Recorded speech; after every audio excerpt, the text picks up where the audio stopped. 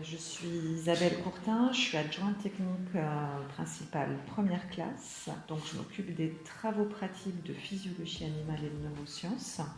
Et j'ai une partie aussi de mon temps sur l'équipe 4CS de STEAM.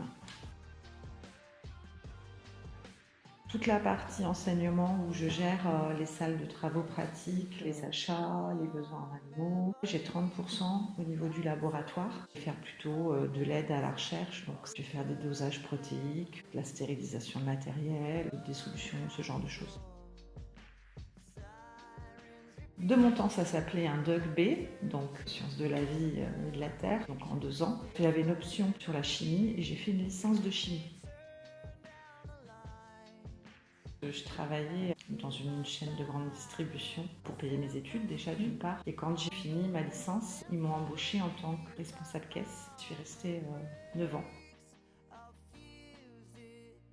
Je suis à 38h05 par semaine. En général, j'arrive le matin, il est 8h, et je repars, il est 17h15.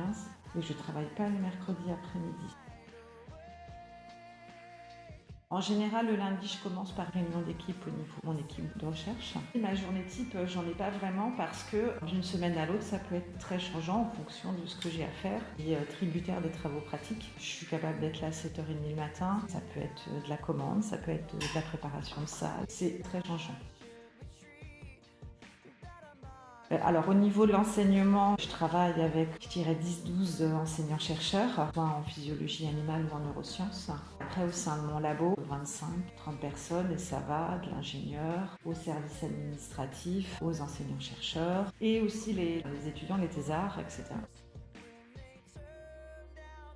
Donc, quand il y a forcément des animaux ou en travaux pratiques, je suis obligée de revenir le week-end pour le bien-être animal, pour voir s'ils vont bien, etc.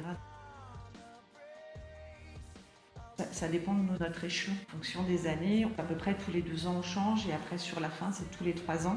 Je dirais 1006 net. On peut toujours essayer de passer tech avec assez d'ancienneté sur un dossier qu'on fait, c'est national. Ou après, si on veut aussi changer, il y a des concours. Et quand les postes sont ouverts, ça passe en concours la plupart du temps.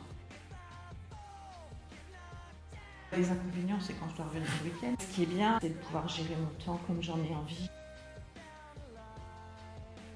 De la rigueur, de l'organisation et être réactif sur tous les changements, puisqu'en plus, sur le côté enseignement, les TP évoluent tout le temps. C'est pas redondant, en fin de compte, chaque semaine sont différentes et ça, c'est très agréable. Dans celui-ci, non. Moi, personnellement, je suis très contente de ce que je fais, donc il faut aimer ce qu'on fait. Si on n'aime pas, si on vient à contre-cœur, forcément, on se sentira pas bien, il y aura toujours des choses qui ne vont pas. Donc oui, après, adjoint technique, ça fait toujours, c'est un peu en dessous, sauf qu'il faut savoir, quand ils ouvrent les postes, souvent c'était pas des postes de tech, donc il faut commencer en bas d'échelle et puis essayer de grimper au fur et à mesure. Pas de problème, avec plaisir.